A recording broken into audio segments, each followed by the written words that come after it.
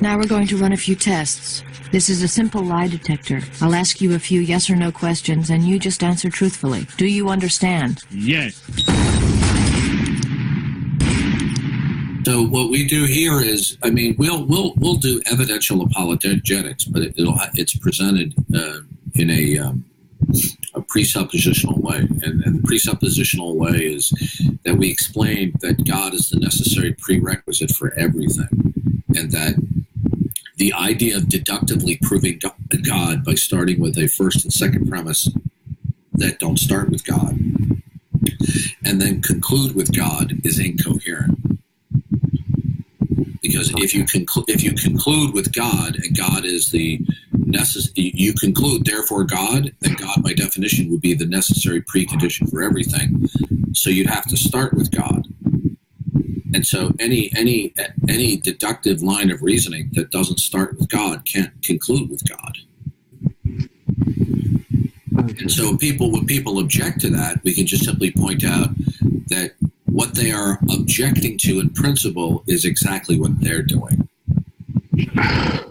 They're starting from their ultimate commitment and reasoning out about existence. And since God is in a completely different category than anything else, when we reason about God, we have to reason and not commit a category error. So for the example, if we're arguing over gold on Mars, you can affirm, you can deny, and you can be neutral. But when it comes to God, you can't be neutral. You either have to affirm or deny. All right. And so what we show is that the denial of the existence of God, even if it's soft-pedaled as a lack of belief, violates its own criterion of belief, and it has no basis for reason, logic, or truth about anything. And so when they say, well, why should I believe in God? And we say, well, because God has given disclosure of himself through natural revelation and special revelation, right? And that's where we would talk about evidentialism. And we would say, and of course, that itself wouldn't mean anything unless God existed. Because the only way there can be meaning and intelligibility, God has to exist. And it has to be the God with a specific property set of the Christian God. Otherwise, you can't have intelligibility. Now, to the unbeliever, this sounds like complete folly. But what they do, because they're not theologically sophisticated, they don't realize that. So they think that they can have facts without God. But what we do is we turn the tables on them and say, good, tell me how you can have a fact without God. And then they start off confident, and then within 2 minutes, they're going, I don't know. Because in order to have a fact, it's going to have a basis, an ultimate basis, in order for it to be a fact. And only God can be the ultimate basis. And if they sit there and say, well, I don't accept that God is the ultimate basis, I believe that it's an impersonal basis or absolute. Say, really? Mm-hmm. How did you determine that? Because an impersonal absolute wouldn't stand in terms of revelation or in self-disclosure, whereas the God of the Bible can stand in self-disclosure. So what we point out is God is the necessary precondition for all facts. And when the unbeliever denies it, then they're simultaneously affirming that, or indirectly, that something else is the precondition for their ability to present facts or intelligibility, which is impossible for them to do. Another problem is when they claim they don't know God exists, they're claiming they're not making a declaration about ultimate reality. But that statement is a declaration of ultimate reality in that they are presenting or possessing a singular fact without reference to God.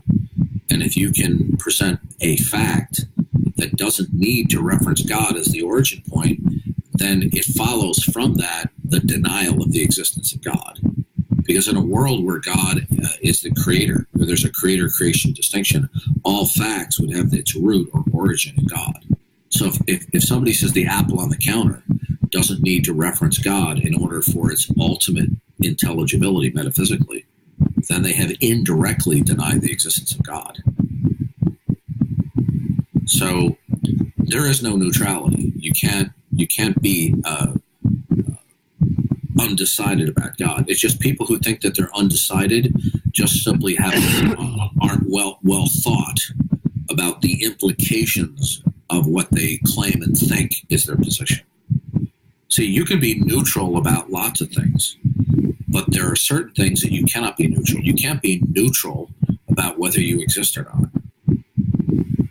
You can't be neutral about whether you're dead or alive. You can't be neutral about the law of non-contradiction. And ultimately, you can't be neutral about God. You will either affirm or deny God, either directly or indirectly. And because they're not thinking of the implications of their statements and how it indirectly denies God. Okay. Another issue is they claim they don't have a good reason to believe in God. Unfortunately, that assertion has several unstated premises that they violate, right? So if they claim they don't have a good reason to believe in God, they're implicitly claiming to be in possession of reason and that the preconditions of reason actually exist. So then we say, what are your good reasons to believe that there is an ultimate basis for reason? Or what is your good reason to believe that there's an impersonal absolute? Since you lack belief in a personal absolute, then you are by default operating from an impersonal absolute, whether they realize it or not, whether they want to admit it or not. So you have to keep in mind, nobody's neutral. Nobody. Everybody's going to be operating from an absolute. So, for example, if they say, "Oh no, I just lack belief in God," then say, then why do you believe in continuity? Why weren't you surprised when you woke up this morning that something existed? Why do the things that exist through time? What's securing that?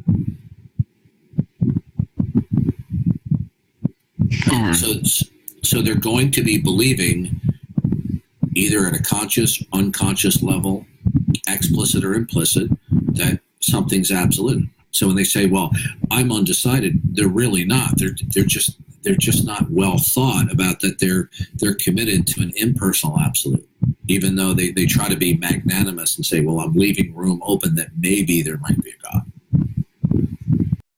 Get ready, everybody. He's about to do something stupid. Well, I'm sorry to disappoint you, gentlemen, but you seem to have me confused with a character in a fictional show. Now, if you'll excuse me, my fondue is just about...